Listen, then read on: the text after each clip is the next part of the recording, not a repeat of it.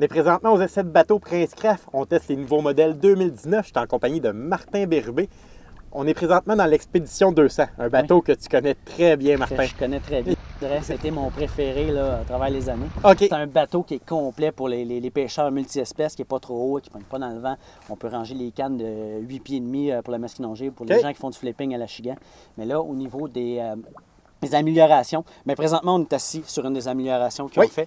C'est qu'ils ont mis un module arrière qui s'enlève.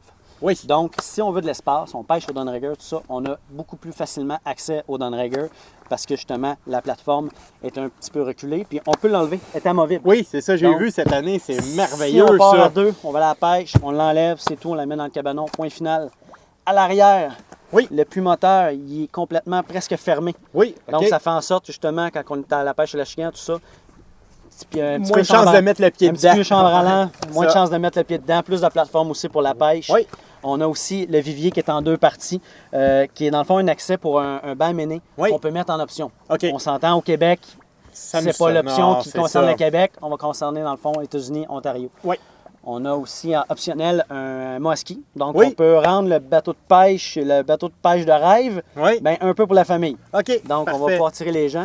Donc, c'est ça, avec la banquette plus le moski, ça devient un bateau en même temps un peu familial. En plein ça. C'est vraiment conçu pêche, accent pêche, mais on peut mettre le moski à l'arrière, donc on s'entend avec un 250 Verado, on n'aura pas de la misère à sortir. Non, du tout. Puis Prince Craft est à l'écoute. On nous a demandé de changer la couleur des tapis, tout ça, le revêtement.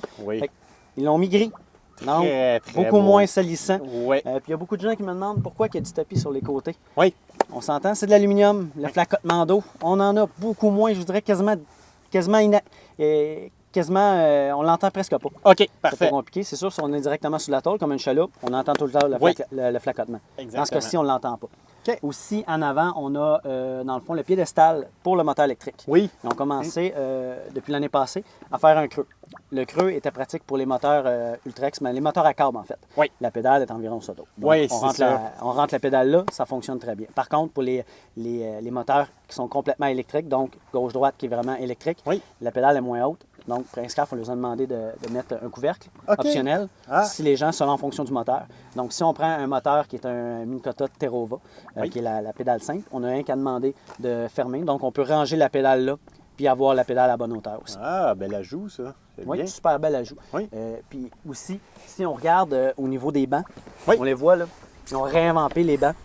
Vraiment, là, au niveau du look, qui va chercher un petit peu la touche extérieure. Donc, le gris, le noir, puis le rouge qu'il y a sur le Team Prince Craft à l'extérieur. Le tissu est différent aussi, hein? C'est un nouveau modèle de tissu vraiment confortable. Beaucoup plus résistant. Là. Ah, plus résistant, OK, énormément plus résistant. Puis s'il y a de la saleté qui va tomber dessus, on parle du jus de poisson, peu importe, il va rouler dessus. On prend de l'eau, on frotte, ça ne vient pas tacher. Beaucoup plus facile d'entretien aussi. Merveilleux, c'est belle nouveauté. Good. Puis aussi, moteur Verado, t'as entendu, méchante machine. Donc, on est dans les premiers nouveaux moteurs de chez Mercury. 175 en montant ont changé tout leur moteur.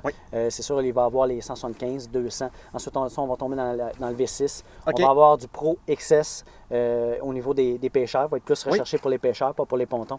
Et puis, on va tomber aussi dans ce cas-ci, le Verado, qui est la grosse gamme de Mercury qu'on peut, avec un Simrad, l'exhaust, un peu comme un Corsa Quick. Si tu as déjà vu les Bajas sur l'eau qui ont on-off, mais la même chose. On a ça maintenant sur les bateaux. On peut avoir l'exhaust à l'extérieur ou complètement dans l'eau.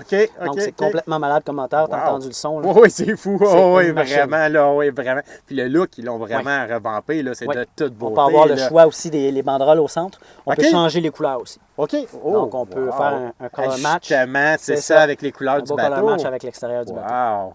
Belle nouveauté. Donc, on s'en va réessayer ça. Yes, on va aller s'amuser.